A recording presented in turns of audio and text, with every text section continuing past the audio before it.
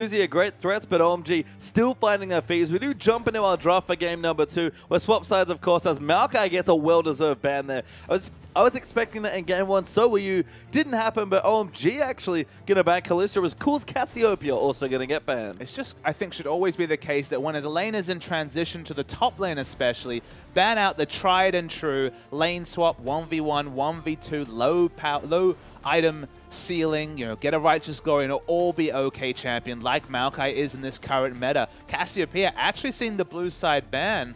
Feels like Xiaohu's not confident on picking him up. He loves the Azir side of things, but when it comes to Cassiopeia, he avoids that like the play. He does, and Azir is actually banned by OMG on the red side, so a smart adaptation there. Gragas banned away, Rek'Sai banned away, so Sejuani and Nunu, the two big junglers left. I mean, again, it's a very standard. It feels like the ban pool has gotten a bit more cemented, so we know that there's 5 or so champions that feel like they're must pick. Probably the biggest one to come through is Alistar, which might be considered as a first pick. I feel like taking Alistar would at least be a blocker pick to the LeBlanc, which has made it through. You don't really want to give cool LeBlanc. We've already seen Xiaohu struggle a bit on that champion, so I think you take the Alistar and just deal with everything else. Yeah, I mean, again, there's not that much that's open here. We'll see what OMG want to pick up, but RNG, I do like Alistar in general. I think is a great first pick in this sort of situation, but it's Hecarim instead, one of the other popular champions that they'll take. Surprising to see them actually value the Hecarim over the Alistar. I feel like every team... The kind of fun thing about this meta is that every team can have their slight tilt towards one particular priority, but won't feel unhappy if they miss out on 1 or 2 champions. Sivir might go back onto the champion pool. We talked about Uzi moving away from selfish carries. He makes Sivir look like a really big late game threat, and honestly, she can be, depending on the comp, very strong committed AD carry lane here if they do opt in for Sivir and Alistar. Well, Alistar is locked in, but I think Sivir's a fine choice for Uzi as well.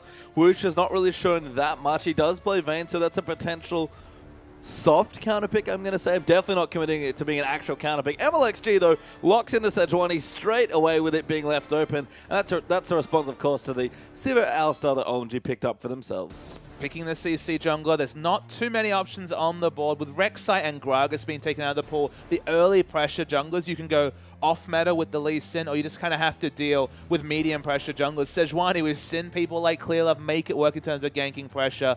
But we all know the potential of the late game Sejuani, so it's a good investment pick. And they actually go for the Morgana as well. We've seen Morgana mid come out a little bit from some teams, QG in particular, but it's probably going to be a support pick for late. Yeah, I love it against Alistar as well. Just stopping that combo in its tracks as best you can.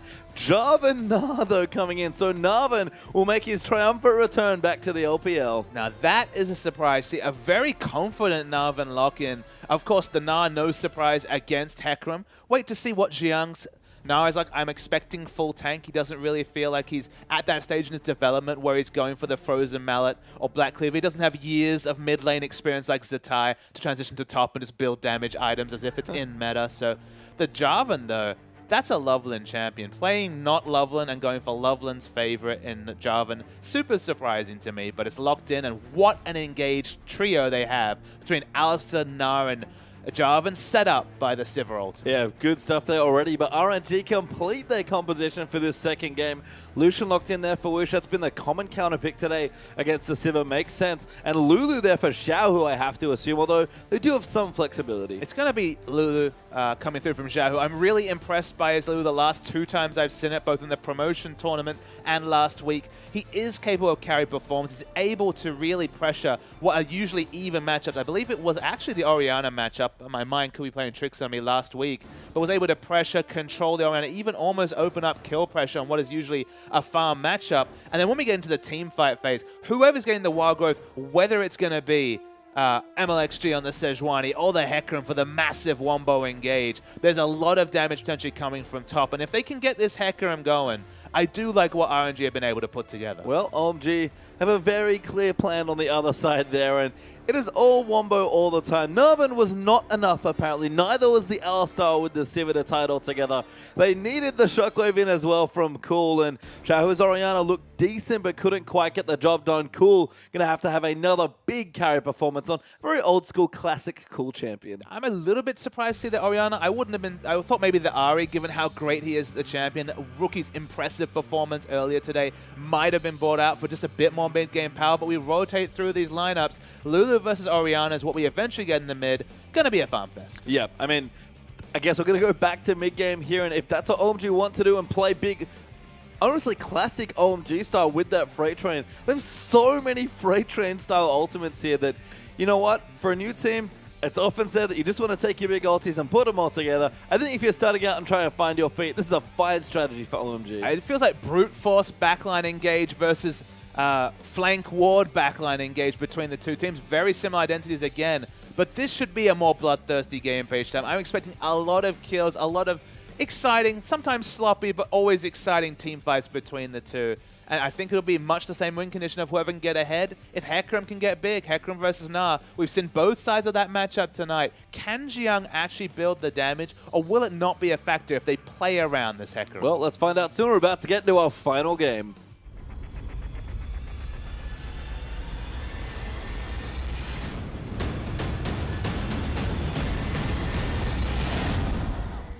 And we're on to the Rift now for RNG. Royal Never Give up against Oh My God.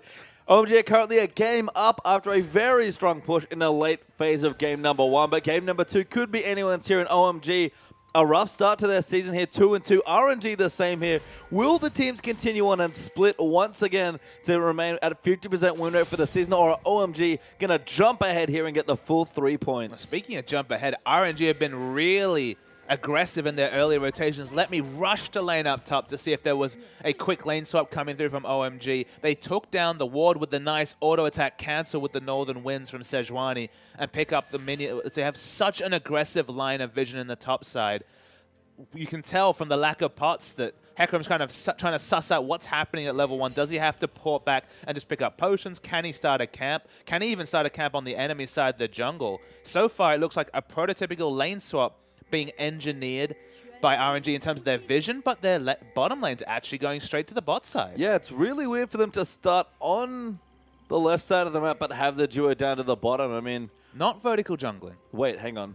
This is very complicated. Yeah, no, okay, so we actually are going to have 2v2 lanes, but Xiang's the one confusing me because he's just hanging out on the top side, but that is, of course, is his side of the jungle. It is. He's the odd one out in this situation. It looks like it was going to be vertical jungling given the vision line. It's obviously a lot safer for them to jungle on the top side, but the result is they've actually sent multiple members bottom. It's going to be standard 2v2 lanes, just with what looks like a trade in terms of their red buffs, and you'd have to think, I believe that at least Jueja's got the knowledge and isn't going to get 3 buffed again, but we've seen him get 3 buffed once, so it's possible. Yeah, don't want to do it again here. No extra pressure coming through for MLXG, but red buff, has been taken away by RNG on the blue side. So he'll go back to his own blue buff now on their side of the map. Cool versus Xiaohu now. We'll see what happens as Cool gets a quick level 2 there and able to put a bit of pressure. No, Lulu's auto attack damage a little too much early on. I guess the only thing I can speculate is that with the second smite, maybe they felt like they could get the 3 buff from brute force.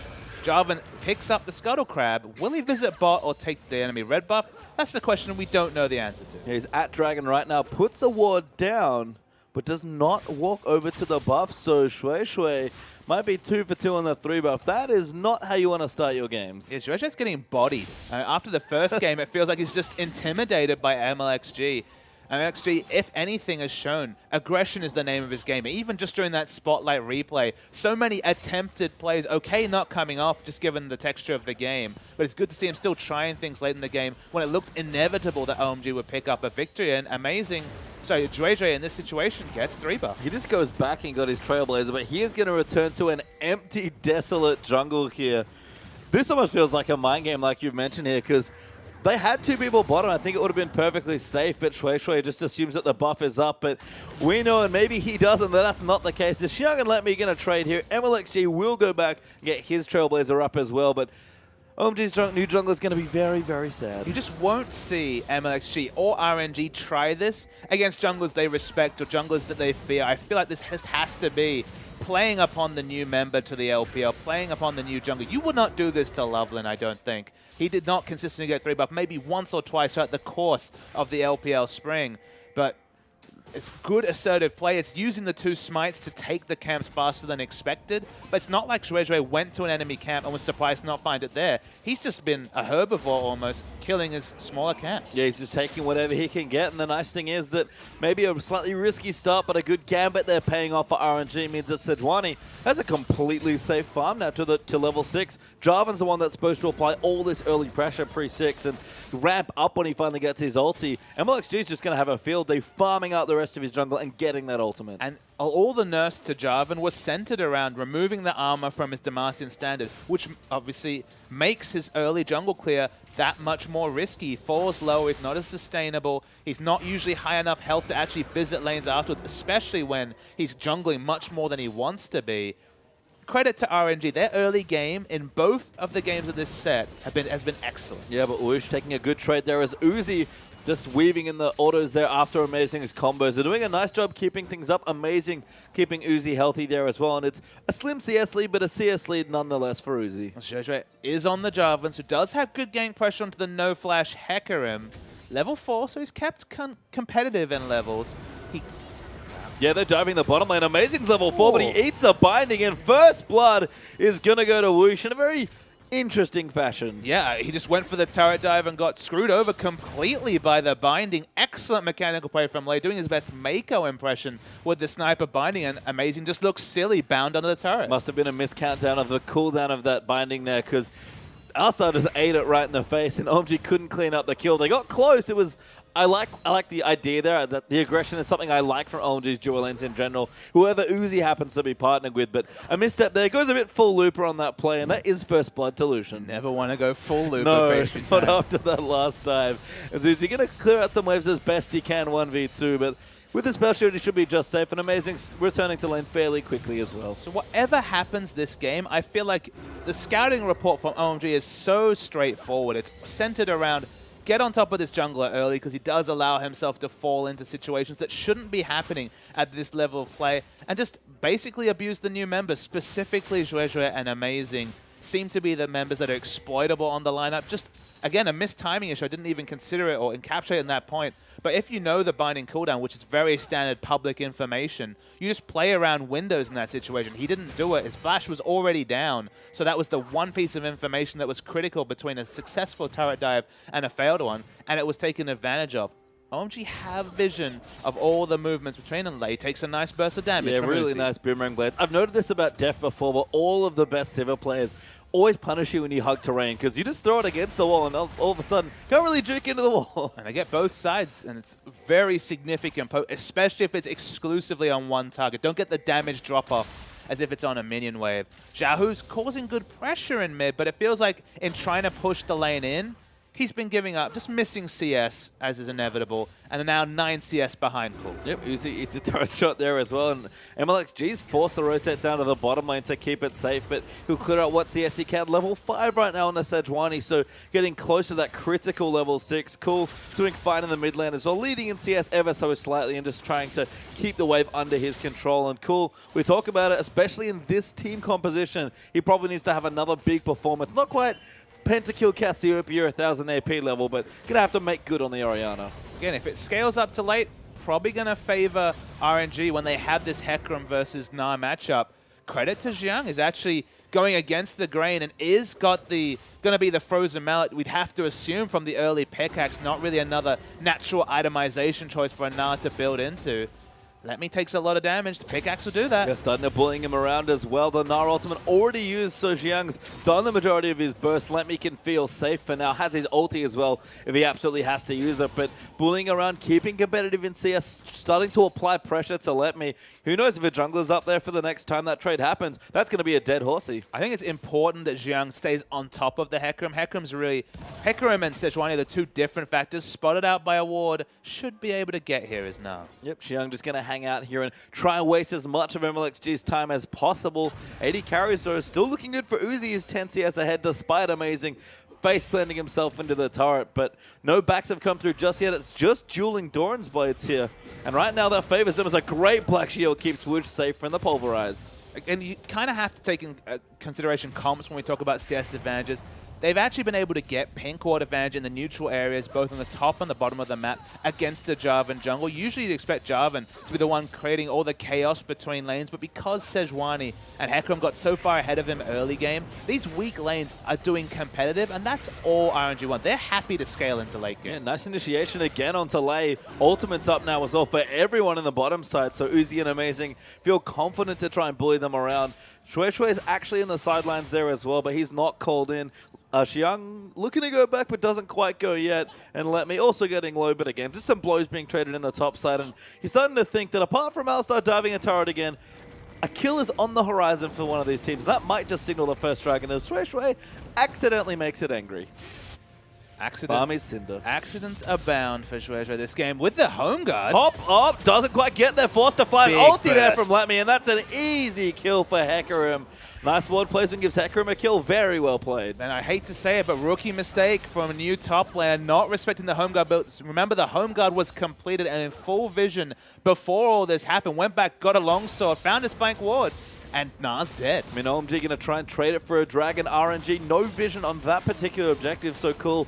Going to come in there, help out his jungler, make sure they can take it out, and with enough pressure that Uzi's putting on in the bottom lane with Amazing, that's an easy takeaway for OMG. Solo kill for a Hecarim in a difficult lane when the Na is building for lane, working towards a frozen mount with early pickaxe.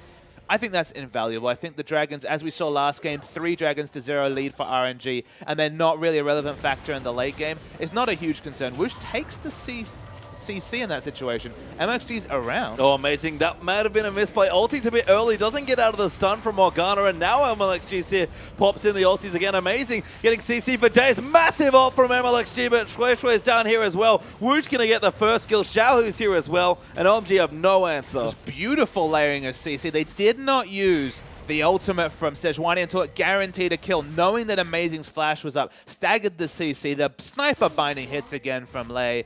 Very good team fight and pick coming through from RNG. And cool again, looking good in his lane, starting to get a lead, working towards his Charles, actually just goes back and finishes it, so 11.5 minutes in, that's a good clip for that item. Both AD carries going to back as well. It seems like Whoosh might enter a lane against Uzi once again with an item advantage, and Uzi, I think knowing this fact, actually staying for an extra amount of time, trying to match the item buy. Feels like Uzi's definitely one of the old school of AD carries. It's always saying, no, I will be the one to backlast. I will be the one to control the wave and get it in the right spots. You're right, pruning a wave with 109 CS in the bank.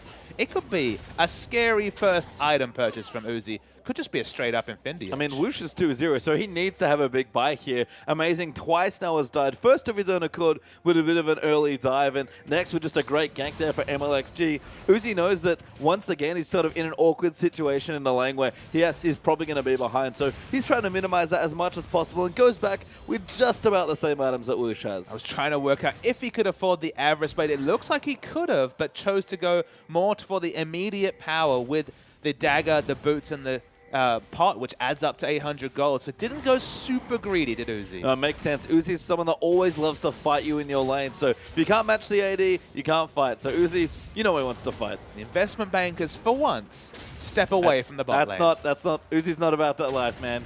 Invest all you like. Xiang with a nice ulti. Pressures onto Let Me, but not quite enough. Needs the Frozen Mallet, actually, to really start putting the pressure down, but should have it in short order. Still, 107 to 106. Being competitive in what was always a difficult lane. Okay, the Frozen Mallet's probably a tipping point to making it really tough for the Hecarim, but Hecarim was able to build for the team fights effectively, picking up the very early home guard.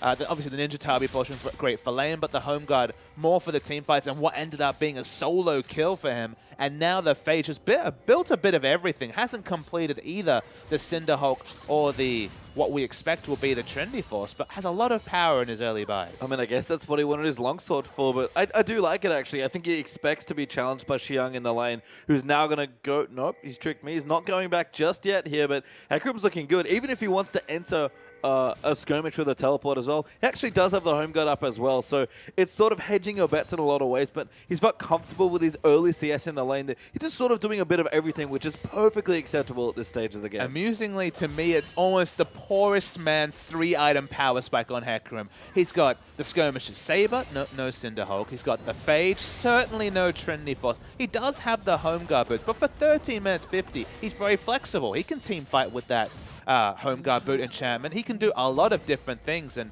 man, he can certainly go and proxy waves. Yeah, apparently. he's got MLXG here as well. I think they're just trying to prune the wave for a dive. Tower does go down to the bottom ultimate. side. Yeah, Xiang's about to pop back in a mini now as well. They're going to wait for it. They just can wait as long as they want. Xiang does have a hop. He goes over, but it's not quite enough. Too much damage and tankiness, and MLXG going to get himself a kill. Still practice as well. Lulu wasn't even needed. They did not use the Onslaught of Shadows or the Glacial Prison. Love it from RNG. Very smooth, very smart turret dive. As you mentioned, even waiting out the tiredness coming through from the Gnar. Yeah, and Lei rotates into the mid lane to prevent the push coming through for OMG. Cool. Might try and line up an ulti here, but Amazing gets tagged with a good lance. Actually takes some damage, but MLXG not going to pull the trigger on the ulti. Does still have it, actually. Didn't use it in the dive in the top side. And Dragon back in a minute 30. Shang will be back. He's got his Frozen Mallet, but we're about to break out into a few more team fights, it feels like. And that's the crucial factor. Frozen Mallet's wonderful in the laning phase. Does give you a nice load of health, but unless you're in Mega Gnar form, unless you transform at the right point and you get those extra resistances, you're not that tanky in a team fight. You can definitely misplay if you build for lane and then team fight at not the highest point of power. So Hecarim with Home Guard, a lot more playmaking potential than just a Frozen Mallet Gnar, unless basically everything lines up. So let's see how the shot calling is to play around the Gnar bar with a carry build coming out from a new top laner like Xiang. As we pop down to the bottom lane, though, Uzi doing a nice job keeping this wave in a good spot, bullying Whoosh out actually now in the matchup, so able to leverage some of that experience and aggression in the 1v1 situation. Clears out the wave, knows Dragon's up soon, trying to create a bit of space, but he needs to complete a back. He's going to go now. That's about as minimal time as he can give himself to make sure he gets there, but probably crucially, Whoosh, who's now going back, will not be there in time. It's always kind of, when it comes to back timers, it's how much can you get punished. With Sejuani not out of the base, with no double sightstone, with the wards not down, it doesn't feel like RNG can get decisive wards and punish Uzi for being out of position and showing up to Dragon late. So it's probably fine, but it's always situational. You want to realistically be shopped and ready to go 30 seconds before a Dragon so you can get position on warding, but should not be punished in this particular case. No, and actually both AD carries get their shops in time, so misspoke slightly there, but they've got the same items coming through. A couple of extra consumables there for Whoosh means that RNG are going to get themselves confidently on top of the Dragon. And spotted out. Yeah, a bit of vision there, but not enough, and OMG will not commit to getting their second Dragon. They'll give one away to RNG. Just an answering Dragon, so no big skin off the back of OMG. Uzi just wants to get as much experience down bottom as possible. Does he get hit by the gold? It doesn't look like No, it. I think he actually snuck out from under the tormented soil, trying to hide in a brush once again. And Uzi, Infinity Edge on the Sivir, always feels confident when he hits his power spikes. And even matching the Lucian here, I think he'll be just fine in any sort of 1v1. And Amazing rejoining him as well means that they can continue pressuring on the bottom side. Speaking of pressure, Zhuezhui feeling the pressure, a level behind MLXG.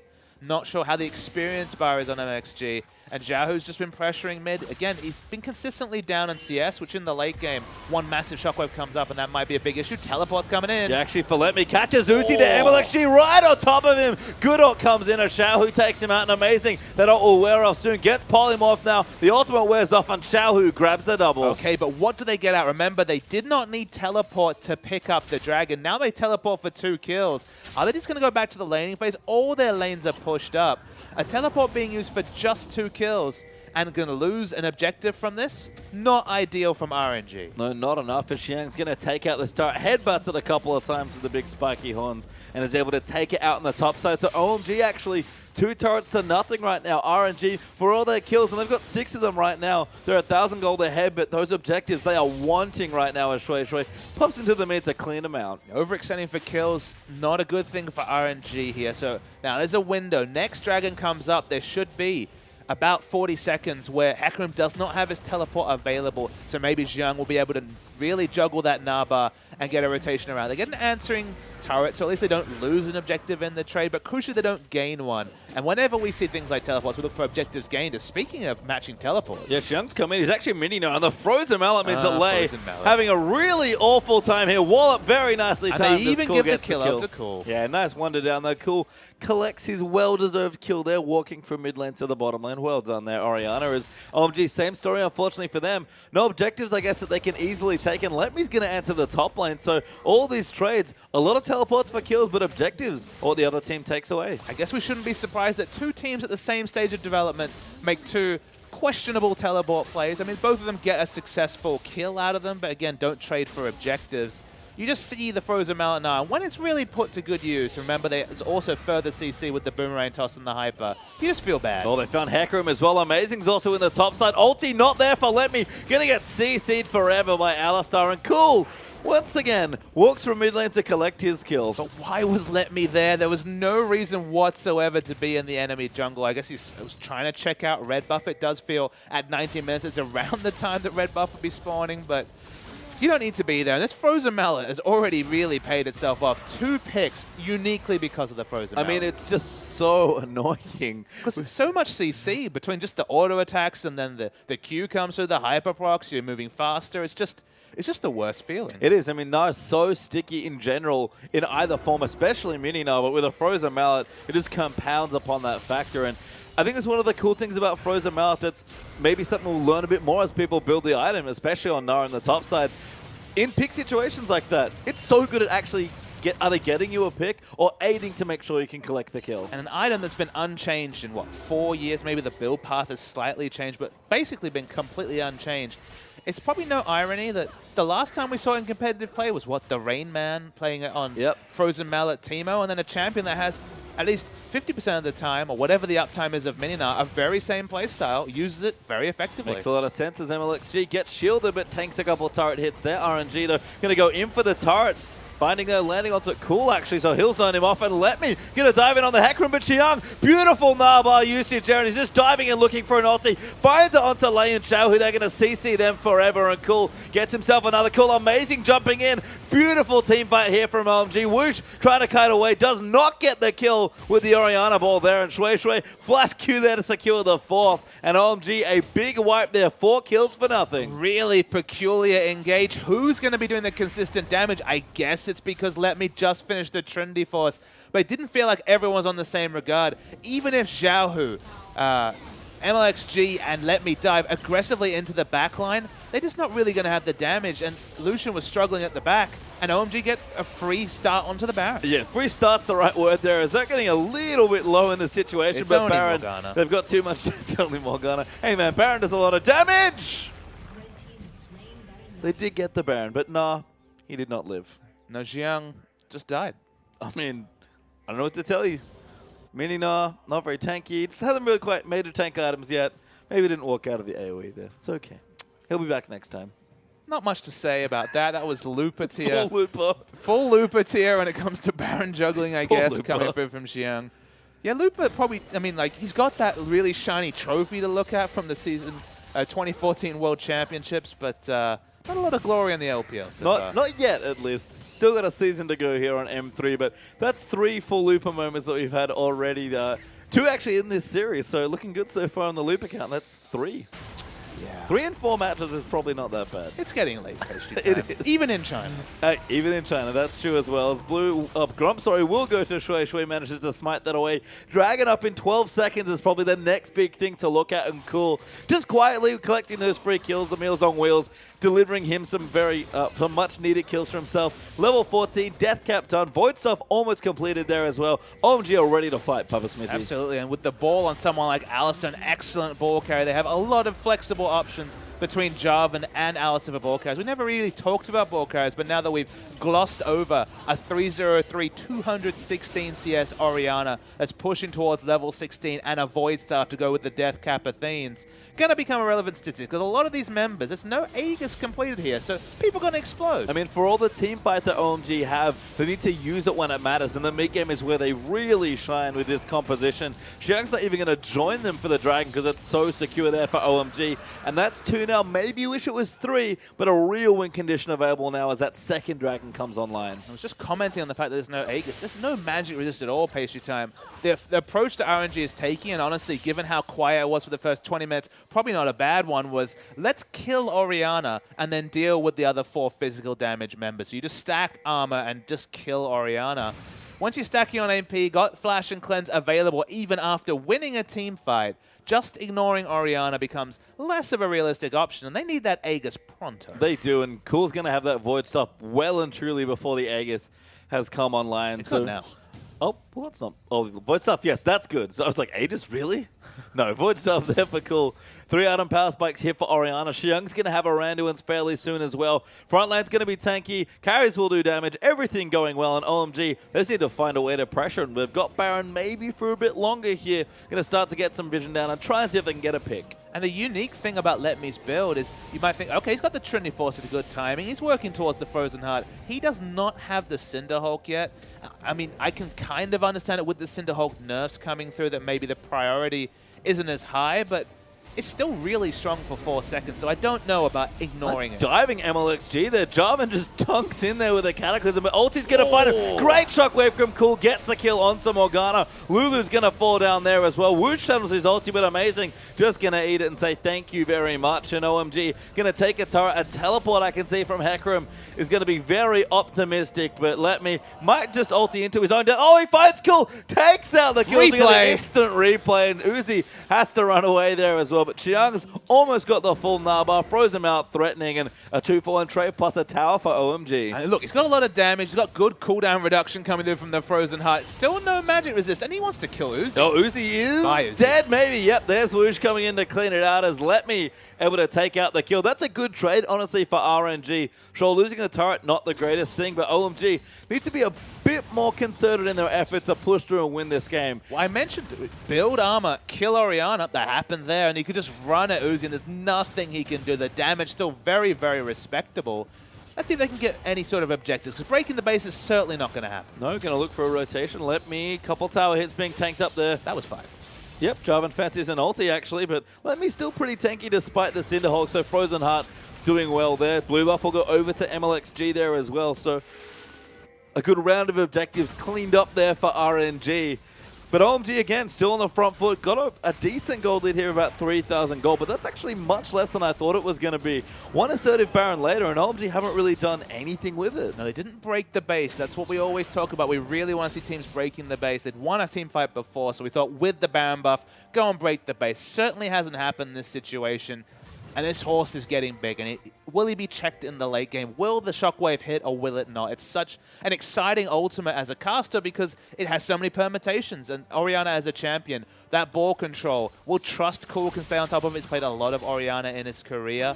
But if he has all the gold, and to be honest, on this team he does when it comes to big carry items, he either makes the most of it or he doesn't. A lot of the fates, as is always the case with OMG, lie with Cool. Yep, Cool's KDA right now looking good for another carry performance, but needs to hit level 16. He'll be there relatively soon. OMG might be waiting for the next big objective to come up as far as fight points go, so Baron up in 130 might be what they're looking to next. Again, things have slowed down because OMG just couldn't find enough momentum to get the game to a point where they could easily close it out by breaking that base. And RNG sticking themselves in it, looking to gear up for some team fights.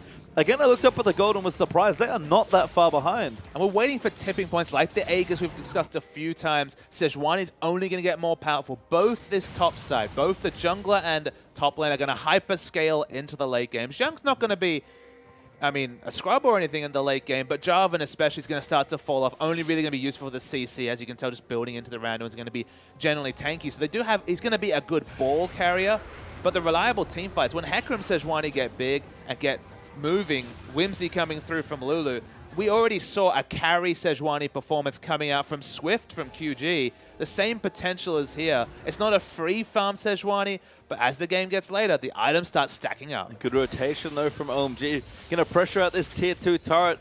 Hecarim does go back early. He's pushed out the minion wave. OMG look to get this tower here. Shui eats a binding, but he's fairly tanky. But Letme, level 16 right now on the Hecarim. Fairly tanky with the Trinity Force up. He is very threatening. MLXG's been poked out a little bit. We're just waiting to see what's going to happen from this particular station. No, MLXG's still very, very healthy, so they're looking to see whether they hit a fight. That's a binding on Xiang, but he's tanky. Yeah, he's Mininar as well, though. Maybe needs to build up. The Rage does go in. Amazing, going to dive straight through. MLXG, little too deep, goes in. An amazing 3-man pulverize. Massive shockwave for Cool. Gets the kills. Letme going to go down. Amazing still alive. Whoosh is going to get the answering kill onto Uzi once again, but Cool cleans up a triple and a 5-for-1 win. And why do I ever question Cool? Of course he's going to hit a 3-4-man shockwave under turret. I thought amazing. Okay, man, pull out. You're going too deep. But when you're a ball carrier like that, excellently played. They will break the base here. Will they be able to take the victory? Maybe not. but it's starting to look like an inevitable one for OMG. And hilariously, another big moment for Cool. He comes up massive in a team fight, and Uzi is the only one to die. Uzi's just not Uzi's series, but honestly, if OMG pocket 3 points, there's another series, another day where Uzi will pull off a carry performance. We've said it a couple of times this split already, but form is temporary, class is permanent, and Cool's turning back the clock with a really, really good performance in both games today. Yeah, Cool looking good. I guess it's like a meta thing as far as LPL goes. The big moments for Uzi last season in spring, or when Cool was actually fighting alongside him, kind of as an extra peel, and they would just tandem attack people with their frontline going and leveling, and their support as well, honestly, just creating chaos around the area. I feel like Amazing especially has to step into his role of babysitting Uzi, because Uzi's like individual technical ability aside, he is someone that needs a support that can play with him and his style specifically. So OMG, I'm curious to see that synergy build back up with another new support here for Uzi, because if it starts to click, Uzi won't be dying in this team fight. He'll just be another big carry for his team. But I guess the big question is, if you win this series 2-0, do you need to go full Starhorn Royal Cup and really tailor your comps around Uzi? We're going to see a replay, notable towards the end. Bit of a weird engage and then a weird Glacial Prison. It only really goes onto the tank front line. Amazing finally picks up the ball, and here we go. Triple Shockwave obliterates everyone in this front line, including the Hecarim. Only Whoosh alive. Of course, to complete the narrative, Uzi has to die. And OMG back away, but there's another teleport. Yeah, let me coming in, but he's only onto Shui. MLX2 trying to line it up. Cool though, good ball positioning, but Uzi is late to the party.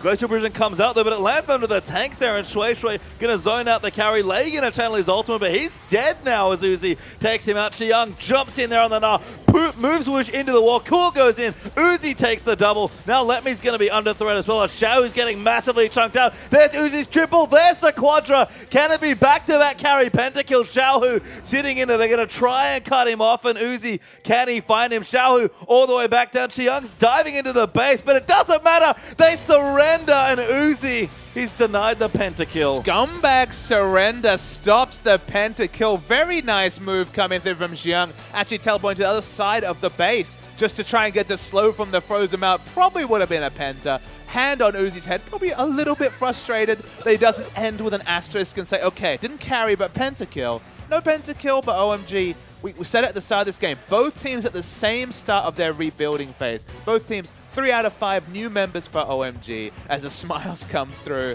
and it can only assume mouthing about something about pentakill. I don't think it matters. Uzi just always looks, whether he wins or loses, just not the happiest player in the world. Again, but both teams... At least recently. At least it's been a happy season for Uzi, and he'll be happy for the 3 points. OMG and RNG both at the same stages of their rebuilding. And OMG, we mentioned the fact 1-1 probably not going to help anyone. It's OMG that at least kickstart their season with a good performance and a worthy 2-0 winners over an RNG team that still have a lot of individual parts, specifically the jungling. MLXG was all over Zhuezhui that series. He's certainly someone that can leave the series head held high.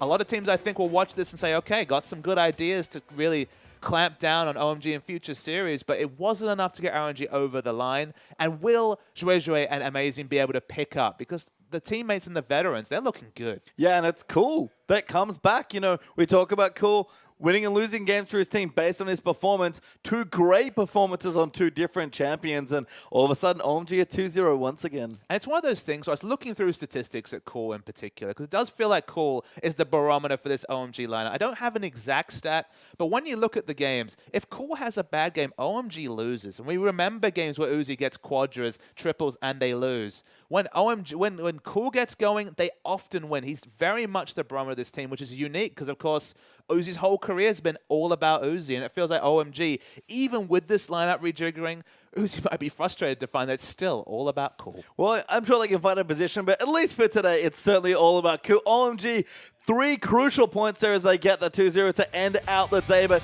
with that, we are done for day 1 of week 2 coverage. So for myself, Papa Smithley, at the Spawn, Rusty, and you guys watching at home, our production crew is pretty great as well. For that, we'll see you tomorrow for more LPL.